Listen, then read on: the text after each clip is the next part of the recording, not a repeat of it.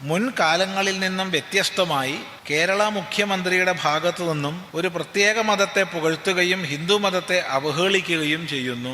സന്തോഷം, നല്ലത്. ലവ് ജിഹാദിന്റെ ഇരയായി മാറിയതാണോ? ഇതിനു പിറകിൽ ഭരണശിരാകേന്ദ്രങ്ങളെ സ്വാധീനിക്കുന്ന തരത്തിലുള്ള കുൽസിത പ്രവർത്തനങ്ങൾ കേരളത്തിൽ നടക്കുന്നുണ്ടോ? ഇവിടെ ഹിന്ദു ധർമ്മത്തെ ഏതെല്ലാം രീതിയിൽ അവഹേളിക്കാമോ, അവമതിക്കാമോ, അപമാനിക്കാമോ അതിനെ നിരന്തരം പരിശ്രമിച്ചുകൊണ്ടിരിക്കുകയാണ്. ആരെ സന്തോഷിപ്പിക്കാനാണോ അവരാൽ നാളെ തിരസ്കരിക്കപ്പെടുമ്പോൾ മനസ്സിലാവും. അവരാൽ നാളെ ചവറ്റുകൊട്ടയിലേക്ക് വലിച്ചെറിയപ്പെടും. ഇതാണ് സംഭവിക്കാൻ പോകുന്നത്. അടിസ്ഥാനമായി ഒന്ന് മനസ്സിലാക്കുക, ഒരു രാഷ്ട്രീയ പാർട്ടിക്കും ഒരു മതത്തോടും വിരോധമോ സ്നേഹമോ ഇല്ല. വിരോധവും ഇല്ല, പ്രത്യേകിച്ച് സ്നേഹവും ഇല്ല. ആരാണോ ഐക്യത്തോടു കൂടി വോട്ട് ബാങ്കായി നിലകൊള്ളുന്നത് അവരെ പ്രീതിപ്പെടുത്താനും അവരെ സന്തോഷിപ്പിച്ചു നിർത്താനും പരിശ്രമിക്കും. ആര് ഐക്യത്തോടു കൂടി വോട്ട് ബാങ്ക് അല്ലയോ അവരെ എന്ത് പറഞ്ഞെന്താ കുഴപ്പം?